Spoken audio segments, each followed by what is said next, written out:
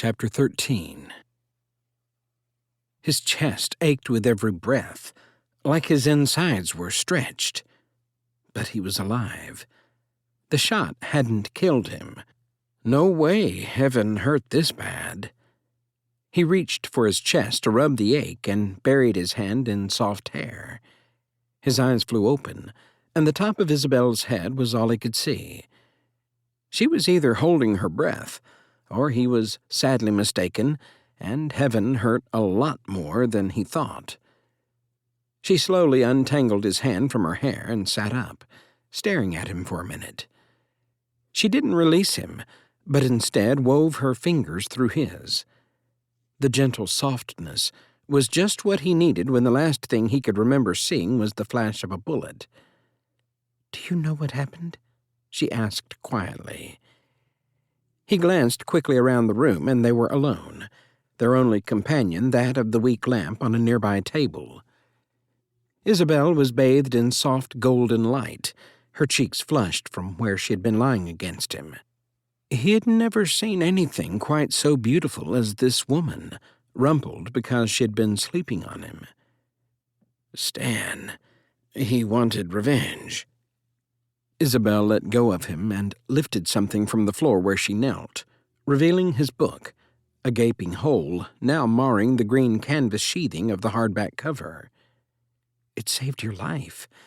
If you hadn't come to me and asked me to teach you." She shuddered, and he reached for her.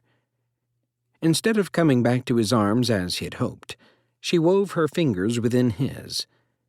Though it was closeness he desired, he wanted to hold her close, not just her hand. "I'm sorry.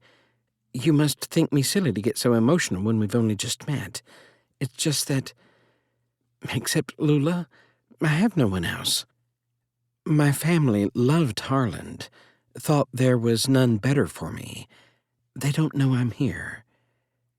Her face tilted down, and she dabbed at her nose with a kerchief hidden in the folds of her skirt.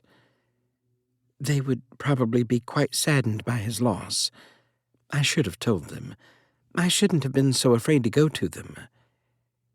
He pressed her hand slightly, hoping she would continue so the trust between them could grow. "I don't think you're silly at all. If you hadn't chosen to come here, my brothers would be digging a hole for me today." He shifted, and his chest was on fire with the ache of a deep bruise. "You've lost your husband, and even if you fell away from him, you must have loved him once, at least enough to follow him down the aisle. You can write to your family if it would make you feel better, or less alone." He had promised to help her with the bakery, and even though he didn't want her to be in town away from him, he'd do it if the success of the business would help her believe in her own value. She met his gaze. "I don't feel so alone when I'm with you." How could he help but smile at that admission? He squeezed her hand again, unsure of what else he should say. Sentiment, like poetry, was a language he had never learned. He wanted to kiss her, to fill her ears with those flowery words she longed to hear. But how was a man to learn such things? He drew her hand to his lips and trailed kisses from her knuckles to her wrist, then flipped her hand and placed one more where her pulse beat frantically. "Isabel, can you bring my pa and my brothers back in here?" She nodded and loosed his hand, but he didn't let go as she stood. "Thank you for staying with me, Isabel. Waking up to a friendly face is about the most pleasant thing a man could ask for." She blushed a pretty red, and only then did he realize his words might have another meaning. He released her hand as she dashed from the room. He picked up the book where she had left it on his chest. It was destroyed. The bullet had gone through the back and all the way to his tin marker at about the 20th page. He wouldn't be able to use it anymore. Shame burned him clear through. Now his brothers would know his secret. Pa, Barton, Eli, and Arnold came and sat around the sofa as Conrad pushed himself up to sitting, forcing his muscles to do what they didn't want to. Isabel was nowhere in sight. He'd scared her off with his poorly chosen words. Barton crossed his arms over his chest. "Izzy told us it was Stan. We'll have to get the law involved. If he's taken a shot at you, it's too dangerous to handle on our own." Conrad shifted and massaged the aching muscle between his chest and abdomen. "It wasn't Stan himself. It was someone with him. And just what do we tell them? It's his word against mine. I couldn't see the guys who were with him, but I'd bet every last one of them would testify Stan was with them somewhere far from the broken Circle O when it happened." Eli pounded his fist into his hand. "We can't just let him get away with this. We shouldn't have to use our men to patrol our land." They didn't have enough men for that. "We don't even know if the men we kept on are loyal. They might still side with Stan. They were told they'd get $5 a day. That's a lot higher than what they're actually getting now." Barton tipped his head. "So, what do we do? I don't want murderous men sneaking around when my wife could have her baby any day." Eli shoved to his feet and stomped to the other side of the room. "Is that all you think about, Barton? You're married. That doesn't make the rest of this operation less important. We've all got a stake in it. I'd think the possibility of a new generation of Olsons would make you want to protect your land more." "I do want to protect it, but not because of the land. I don't want anything to happen to my wife, my family. I can go buy land anywhere. I'll never find another Lula." Not so long ago, Conrad would have scoffed, thinking his brother was weak. Now, after experiencing the immediate pull the right woman could have, it didn't seem so crazy. He didn't want to stand around when Isabel could be caught in the fire either. That strange fluttering in her belly reminded her of the nerves she'd felt at first with Harland, when he was still trying to woo her with words.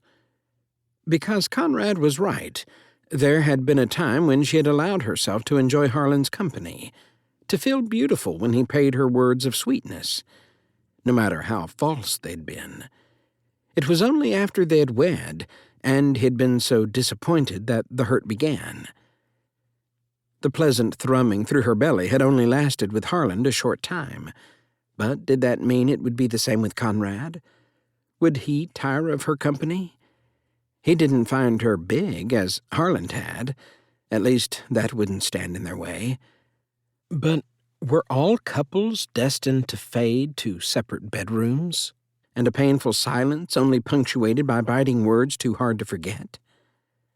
The house felt empty, with Moretta abed and the men all situated and talking in the front room. Her thoughts were far too active to let her sleep, yet there was no one to talk with. She roamed to the kitchen and began pulling out the reserve jar of flour, the yeast, and buttermilk. The recipe didn't matter. She just needed to be busy. After she'd rolled out the dough and sprinkled on the cinnamon and brown sugar mixture, a shadow fell across the counter next to her. She turned to find Conrad leaning against the doorframe staring at her. She tried to catch her breath, but her words failed. Just the sight of him gave her gooseflesh. "Isabel, what are you doing, roaming about at this hour?" He tilted his head, his face drawn with concern. Irrational worry built up in her chest. Had she done something wrong? Maybe he really did think her big, and she shouldn't be in the kitchen at all. I couldn't sleep. Partly because she hadn't even tried. "Did my careless words bother you so much that I kept you from rest?" Careless? She had thought them rather frank, but it hadn't been his words, but thoughts of what if that had driven her to the kitchen. "No, I just wanted a few minutes to think." "You left me 2 hours ago. That's a lot of minutes. Have you worked out what you needed to?" He was so relaxed, standing there in the doorway, not hovering over her, wondering about her every move. Curious, not controlling. He hadn't even asked her why she was there, just why she was up. She looked down at her work. The rolls just needed to be cut and then put into the oven. "No, I'm not quite done yet." He strode into the room and pulled a chair over to the counter where she was working. His nearness as he sat next to her rekindled all the feelings she'd just been worrying over. He reached for her hand and ran his fingers down hers. How did he know she craved his touch? "I don't think I've felt hands so soft before." She made to tug away, but he laughed softly and held fast. "Are you insinuating that I don't work?" She forced herself to sound huffy, but it was a show. The pleasantness of his warm hand over hers overshadowed all other feelings. He traced her fingers gently, and she wanted to pull away from him, to get away from all the feelings, sweet as they were. "I would never say such an untruth. You're trembling. Do I frighten you?" "Yes and no. I'm terrified that this pull I feel for you will be as short-lived as the first time I felt it, that I'll let myself be weak to you and end up broken once again. It isn't you I fear, it's me." Conrad stopped his finger from its soft conquest of hers and let his hand wind up her arm to her elbow, then behind her, and then he drew her to him. The solid wall of his chest was more of a comfort than anything she had known before. His vest was charred right over his heart, and the smell brought back all the terror she had driven to the back of her mind. She clung to him as the tears fell. She had almost lost him. "I will not turn you away, Isabel. Never. I want you closer to me, always nearer. I'm not a man of pretty words. Falsehoods are dastardly, and you won't hear them from me." His hand caressed her cheek and tipped her chin as he ran his thumb over the tender skin of her lips.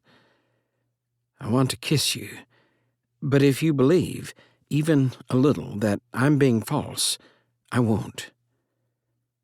True to his word, he held her in place. His mouth descended no further, but she was torn between her desire for real affection and passion, yet trapped by her fear. "I want you, I need you, but I can't say the words, and I'm so afraid." Where he sat on the stool, she would only have to take one step and complete the kiss, if she could force her body forward. He sighed and closed his eyes as she dipped, advancing on him. Their lips met, and she parted quickly, leaving him suddenly wide-eyed. "I need to finish my rolls." She laughed, nervous as she tried to escape his hold. He wound his hand back into her hair as it had been when he woke earlier, and in the space of a heartbeat, he gently drew her around and kissed her once again, obliterating any likeness she could place between Conrad and Harland. From that moment on, Harland was well and truly dead. Her heart hammered in her chest, and there was nothing but his lips and hers. When he parted from her and tucked her tenderly under his chin, she knew beyond all doubt that what he said had been the truth. He would never cast her away. "I'm about to say something just as careless as I did before, but I find that with you I can speak my mind. I could fall asleep every night to that and not tire of it." Though it embarrassed her to admit it, she had to agree.